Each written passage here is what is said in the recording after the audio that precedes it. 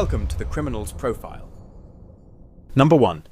Debra Jeter. Hill County 911, what's your emergency? I just killed my children. Excuse me? I just killed my children. Where are you? I'm in the abandoned house on Highway 77 right after you go underneath the highway. One of them's still alive. Hurry. How? Under what highway? You're on Highway 77 where? I'm on Highway 77 right after you go under 35 going towards Milford. Get an ambulance out here to save the one that didn't die. Come on. Hurry up. What's your name? It's called them. Have you already called them? Yes, ma'am, I have. Okay. I need your name. I don't want to tell you my name. It was June 5th, 2009, when Debra Jeter picked up her two daughters, 13-year-old Kirsten and 12-year-old Kelsey, for a court-approved, unsupervised visit. It was supposed to be a fresh step forward after a rough few weeks. Her separation from their father had just been finalized. The girls had been living with him, but what happened next wasn't a visit, not in any sense of the word. Debra told them she had a surprise planned. So she drove them down a quiet road in rural Hillsboro, Texas, just off of 35, and pulled up to an old abandoned farmhouse, where there is no electricity, no neighbors, just silence. Inside, she pulled out a knife. She attacked Kirsten first, stabbed her in the back. Kirsten screamed for her sister to run, and Kelsey tried to, but she didn't get far. Debra caught her and slit her throat, and they died almost instantly. Despite her injuries, Kirsten survived. She lay still, pretending to be dead. Over an hour passed before Debra finally picked up the phone and dialed 911. Her voice on the call, flat, disconnected. She told the dispatcher, "I just killed my children." When asked if either child was still alive, she said, "Get an ambulance out here to save the one that didn't die. Come on, hurry up." Then snapped, "Bitch, call them!" When deputies arrived, they found her outside the farmhouse, calm, no resistance. Kirsten was still alive, barely. She was rushed to the hospital and underwent emergency surgery. In the months that followed, prosecutors prepared for trial. But in May 2010, Debra took a plea deal. She pled guilty to capital murder and attempted capital murder in exchange for life without the possibility of parole, avoiding the death penalty. Why? According to court records, she said she didn't want Kirsten to have to testify in court, to relive it, but the signs had been there. Just a month before the attack, Debra had attempted suicide in front of her daughters. That led to a short stay in a psychiatric hospital and a restraining order, but the order was lifted not long after. Her visits resumed, unsupervised. No red flags were raised, and the system failed to see what was coming. This case raised serious questions about mental health, custody decisions, and how easy it is to overlook a ticking time bomb. Today, Debra Jeter is incarcerated at the Christina Melton Crane Unit in Gatesville, Texas. She'll never be eligible for parole. To this day, she's never explained why, and she's never asked for forgiveness. Number 2. Verna Deann McClain. It was April 17th, 2012. Just another afternoon in Spring, Texas. Kayla Golden, 28 years old, had just finished her newborn son's checkup. Her baby, Keegan, was only 3 days old. She walked out of Northwood's Pediatric Center and strapped him into the car seat. Then, out of nowhere, a woman pulled up beside her. They exchanged a few words. Witnesses heard shouting, and then gunshots. The woman shot Carla multiple times. Witnesses said she tried to reach into the car to grab her baby. Kayla, bleeding, screamed, "My baby! My baby!" But before she could get to him, the woman drove off. She hit Carla with her car as she fled the scene, with the baby in the backseat. Carla was rushed to the hospital, but she didn't make it. An Amber Alert went out almost immediately. Officers traced the car to a nearby apartment complex. Not long after, the woman returned to the scene, claiming she had information. She didn't get far. Her name was Verna Deann McClain, a 30-year-old vocational nurse, a mother of 3. And the moment she sat down with investigators, her story collapsed. She confessed, said she had recently suffered a miscarriage, but she hadn't told her fiancé. She was afraid he'd leave her. So she made a plan to find a newborn, take it. and pretend it was theirs. She didn't know Carla, didn't target her personally. It was random. The baby Keegan was later found unharmed inside McClain's sister's home. He was reunited with his family, but nothing could bring Kayla back. So in 2013, Verna Deann McClain pled guilty to capital murder and was sentenced to life in prison without the possibility of parole. As of now, she's serving her sentence at the Christina Melton Crane Unit in Gatesville, Texas. Keegan survived, but his mother died protecting him, and he'll grow up knowing that she never let go without a fight. Number 3, Holly Elkins. It all started with a breakup, not hers, but her fiancé's.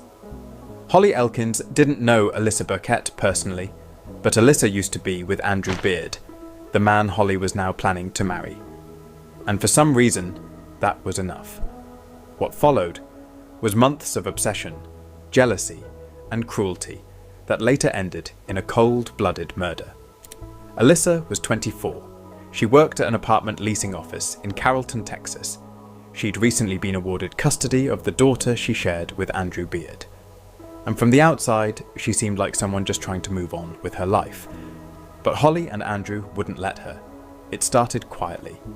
In late 2019, they planted methamphetamine and marijuana inside Alyssa's car and anonymously tipped off police. When that didn't work, they tried again and again. They filed false reports, stalked her apartment, and even tried to hack into her personal accounts. At one point, they placed a tracking device on her vehicle. All of it led up to October 2nd, 2020. That morning, as Alyssa arrived at work, Andrew Beard was waiting outside her office in disguise. He'd smeared black makeup on his face and dressed in dark clothes. He then ambushed her, shot her in the head, then stabbed her multiple times, right there in the parking lot in broad daylight, before fleeing the scene, and Alyssa died shortly after from her injuries. At first, Holly gave Andrew an alibi, claimed he'd been with her that morning, but the investigation quickly unravelled the entire plan. Because digital evidence, surveillance footage, GPS tracking, it all pointed back to both of them. So, Andrew Beard was arrested and charged with murder. He's now serving a life sentence, and in 2024, Holly Ann Elkins was found guilty in federal court, charged with conspiracy to stalk, cyberstalking, brandishing a firearm in a crime of violence, and aiding the murder of Alyssa Burkett. She was sentenced to 2 consecutive life terms. Why in the court? The judge didn't hold back. During sentencing, he told Elkins she played an active, persistent, and willing role in a campaign of psychological warfare that ended in bloodshed. And what makes it worse? Alyssa never saw it coming. To this day, Holly Elkins has never publicly expressed remorse, and she remains incarcerated in federal prison, serving life without parole. Number 4. Hanna Moses. Hanna Moses called 911 on the afternoon of May 30th, 2022. What Hanna told the dispatcher on that day of tragic there was, her son wasn't breathing, said she'd been doing CPR for 30 minutes. But when paramedics arrived, they found 19-month-old Thomas Blake Rogers on the floor, unresponsive, wet, and bound at the ankles with a shoestring. They rushed him to Nacogdoches Memorial Hospital, and the medical staff found signs of brain bleeding. Bruises were forming all over his small body. And his condition was critical. He stayed in the hospital for 3 weeks, but on June 21st, 2022, Thomas died from his injuries. The case moved fast after that. Because this wasn't the first time red flags had been raised. Thomas had been born prematurely, developmentally delayed, fragile. But in June of 2021, Child Protective Services removed him from Hanna's care, citing medical neglect. Then, just 9 months later, in March 2022, CPS gave her custody again. It didn't take long for more signs to show. Shortly after being returned, Thomas suffered a fractured femur. A serious break, especially for a child who could barely walk. It raised alarms, but no charges were filed, and he stayed in Hanna's care, until the day he stopped breathing. At trial, the medical examiner testified that his injuries weren't consistent with any kind of accident. The bruises, the binding, the delayed response. None of it aligned with Hanna's story. So, the jury agreed. In January 2025, Hanna Ruth Moses was convicted of capital murder. and she was sentenced to life in prison without the possibility of parole at the age of the 35th. Thomas was 19 months old, and this time the system didn't just miss the warning signs, it gave him back to the one person he needed protection from. Today, Hanna Moses is serving her sentence in a Texas state prison.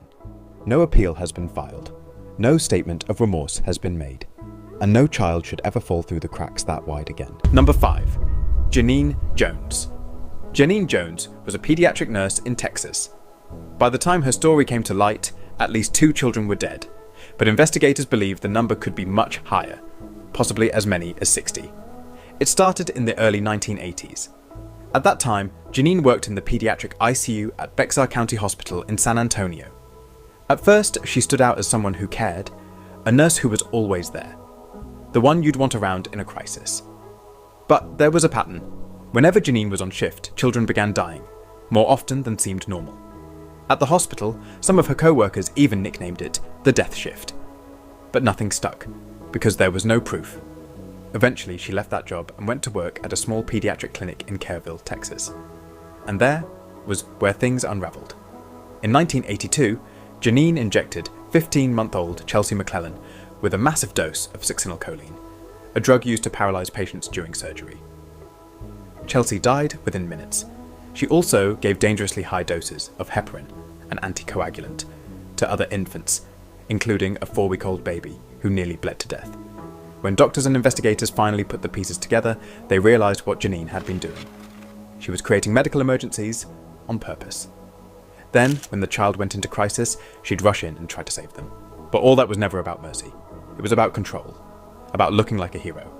In 1984, 2 years later, she was convicted of murder and injury to a child, and was sentenced to 99 years in prison, plus 60 more to run at the same time. But Texas law, at the time, had a catch.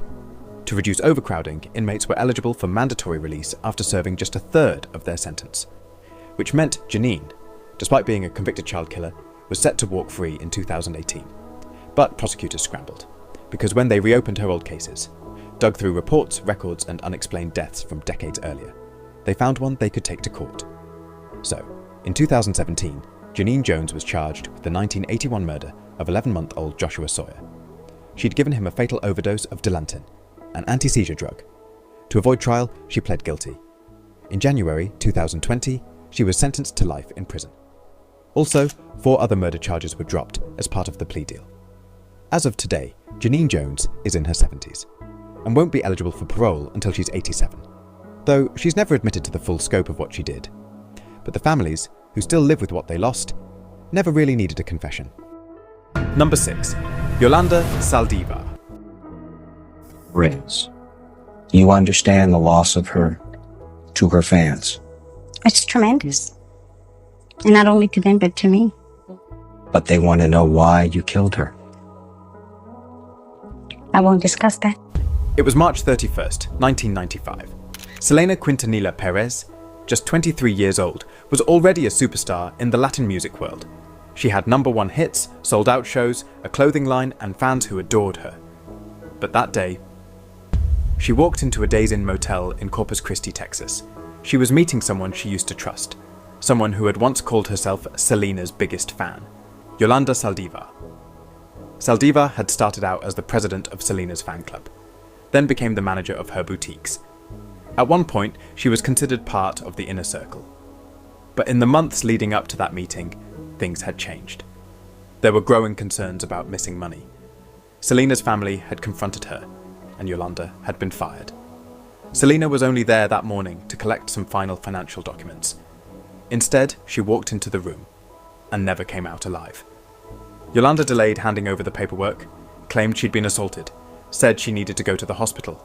Selena, caring, professional, took her. But doctors found no injuries. So they went back to the motel. Inside that room, an argument broke out. And then, Yolanda Saldívar pulled out a .38 caliber revolver. She shot Selena in the back as she turned to leave. Even after being hit, Selena ran, bleeding, collapsing in the motel lobby. She told the staff who shot her that single bullet severed an artery, and was pronounced dead at 1:05 p.m. Yolanda barricaded herself in her truck. For nearly 10 hours, she sat there with the gun, threatening to end her own life. But eventually, she surrendered. In October 1995, Yolanda Saldívar was convicted of first-degree murder. She was sentenced to life in prison with the possibility of parole after 30 years. Her first parole eligibility was in March of 2025. It was denied.